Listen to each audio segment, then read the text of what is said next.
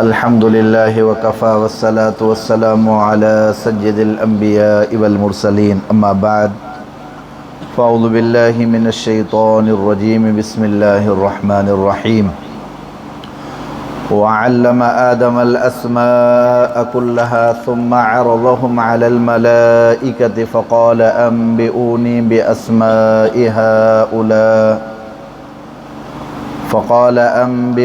بأسماء هؤلاء إن كنتم صادقين قالوا سبحانك لا علم لنا إلا ما علمتنا إنك أنت العليم الحكيم قال يا آدم أنبئهم بأسمائهم فلما أنبأهم بأسمائهم قال ألم أقل لكم إني أعلم غيب السماوات والأرض وأعلم ما تبدون وما كنتم تكتمون وإذ قلنا للملائكة اسجدوا لآدم فسجدوا إلا إبليس أبى واستكبر وكان من الكافرين وقلنا يا آدم اسكن أنت وزوجك الجنة وكلا منها رغدا حيث شئتما ولا تقربا هذه الشجرة فتكونا من الظالمين فأزلهما الشيطان عنها فأخرجهما مما كانا فيه وقلنا اهبطوا بعضكم لبعض عدو ولكم في الأرض مستقر ومتاع إلى حين صدق الله العلي العظيم درود شریف پڑھو اللهم صل على محمد وعلى آل محمد كما صليت على إبراهيم وعلى آل إبراهيم إنك حميد مجيد اللهم بارك على محمد وعلى آل محمد كما باركت على إبراهيم وعلى آل إبراهيم إنك حميد مجيد ترجمو وعلم آدم الأسماء كلها سيکھاریں آدم علیہ السلام کے نالا سمورا ثم عرضهم على الملائکت وہ سامو آدائیں فرشتن تے فقال انبئونی پوچھو رب سائیں دا انبئونی ॿुधायो हिन بأسماء هؤلاء हिननि जा नाला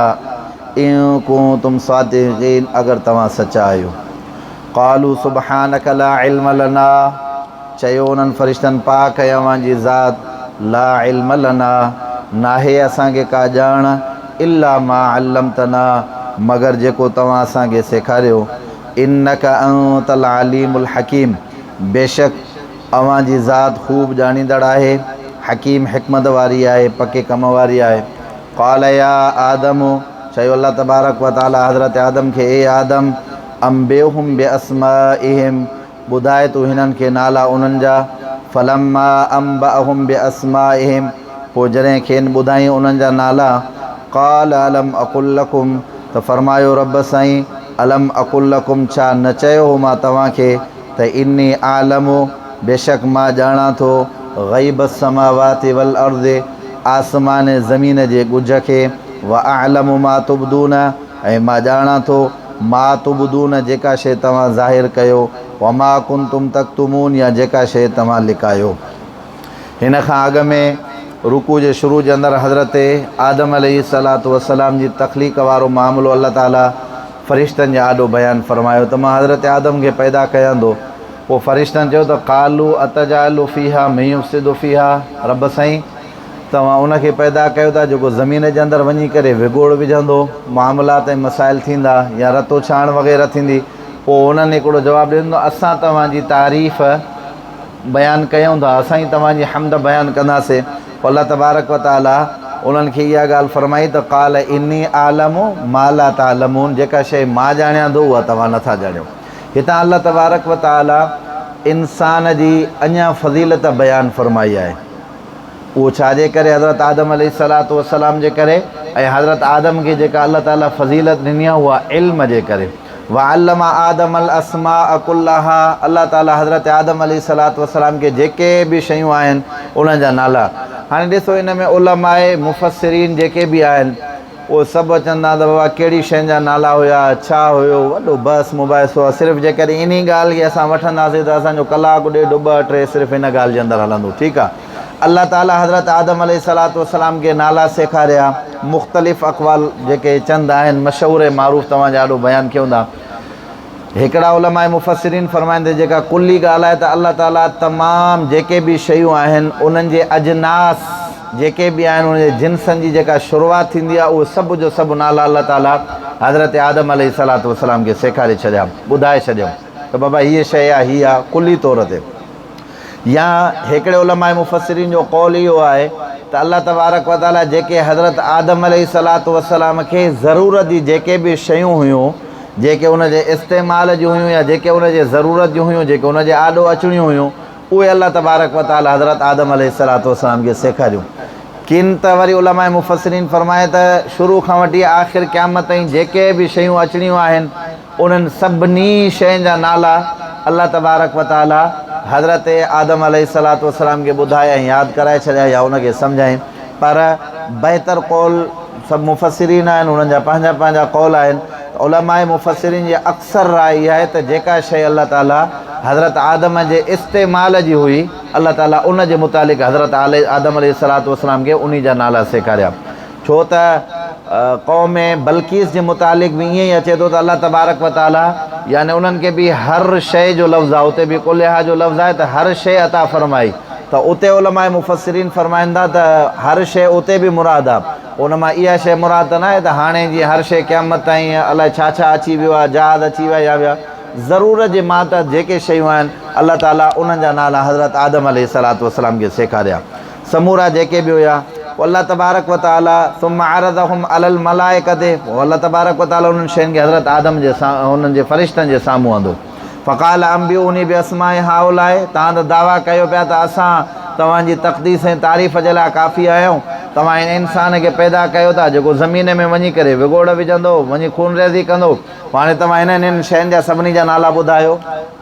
बिअस्माइ हाउलाए, अगरि तव्हां पंहिंजी दावा जे अंदरि सचा आहियो। पोइ फ़रिश्तनि हिते पंहिंजी आजिज़ी मञी चयूं त सुबहानक ला इल्म लना, ए मुंहिंजा रब तुंहिंजी ज़ात पाक आहे, असांखे फ़क़ति एतिरो इल्मु आहे जेतिरो तो असांखे सेखारियो आहे, इन खां वधीक असांखे का बि ख़बर न आहे। पोइ अल्लाह तबारक व तआला वरी हज़रत आदम खे चयो त हे आदम अलैहिस्सलातु वस्सलाम, हाणे तूं इन्हनि खे नाला ॿुधाए हिननि शयुनि जा। हाणे हज़रत आदम अलैहिस्सलातु वस्सलाम फर उन्हनि सभिनी जा नाला जेके बि आहिनि फ़रिश्तनि जा आॾो ॿुधाए पियो, हे ॾोही आहे, हे ढकणु आहे, हे फलाणी शइ आहे, हे टीरी शइ आहे, हे पटीरी आहे। जेके बि शयूं हुयूं जेके अल्लाह तबारक व तआला इल्मु हज़रत आदम अलैहिस्सलातु वस्सलाम खे ॾिनो, हज़रत आदम फर ॿुधाए पियो। हाणे रही ॻाल्हि हिते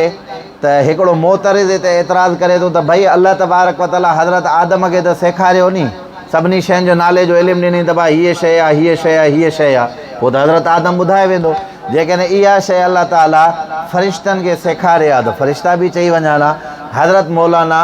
अशरफ अली थानवी रहमतुल्लाह अलैह फ़रमाइनि था त हज़रत आदम अलैहिस्सलातु वस्सलाम खे सेखारण जो मक़सदु इहो हुयो त इहे शयूं फ़रिश्तनि जे आॾो ई आहियूं। हज़रत आदम बि हुयो, फ़रिश्ता बि हुया, पर चूंकि इहे शयूं जेके हुयूं हज़रत आदम जे इस्तेमाल जूं हुयूं,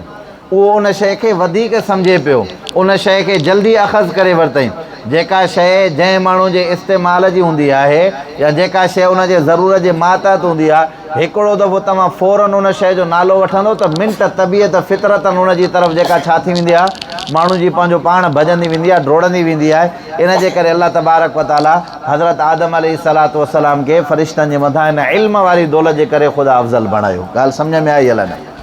ला इल्म लना, असांजा रब। पोइ अल्लाह ताला फ़रमाए आदम खे, ए आदम तूं ॿुधाए हिननि जा नाला। फलम्मा अंबाहुम बिअस्माइहिम, पोइ जॾहिं हज़रत आदम नाला ॿुधाए त पोइ अल्लाह तबारक व तआला चयुनि त छा मां तव्हांखे न चयो, इन्नी आलमु, बेशक मां ॼाणा थो जेका बि कुझु आहे आसमान जे अंदरि या ज़मीन जे अंदरि, ज़मीन ऐं आसमान जे अंदरि जेके बि ग़ैब जा ख़ज़ाना उहो केरु थो ॼाणे, अल्लाह जी ज़ात खां अलावा कंहिंखे का बि ख़बर न आहे। व अअलमु मा तुबदून व मा कुंतुम तक्तुमून, ज़ाहिरी शयूं ऐं पोशीदा शयूं। अल्लाह मां तफ़सीर इब्न कसीर वारे लिखियो आहे त तुबदून व मा कुंतुम तक्तुमून, ज़ाहिरी जेके शयूं आहिनि ऐं पोशीदा, यानी अल्लाह तबारक व तआला खां ज़ाहिरी ऐं पोशीदा, ज़ाहिरी मामलात बि हुनजे आॾो ऐं पोशीदा माना जेको अॻिते मामिलो हाणे ईंदो, जेको इब्लीस वारो आहे, हुन जे दिलि में जेका खटखटाहट हले पई, छो त ख़ुदा जॾहिं हज़रत आदम अलैहिस्सलाम खे पैदा कयो, हज़रत आदम अलैहिस्सलाम जॾहिं पैदा थियो, उनजो मिटी जो जॾहिं ढांचो पोइ अल्लाह साईं जॾहिं उनजे अंदरि रूह जॾहिं विधो न, हज़रत आदम खां मुंहं जे पासे खां जॾहिं रूह आयो, धड़ में जॾहिं रूह पातो त पोइ हज़रत आदम हीअं ॾिसे पियो पाण ई, ॾिठईं त सही पर रूह हेठि धड़ ॾे अञा पातो कोन, त हज़रत आदम माना कोशिशि करे पियो त मां घुमां, ज़ाहिर हाणे घुमंदो तॾहिं जॾहिं रूह हेठि सॼो जिस्म में पहुचंदो,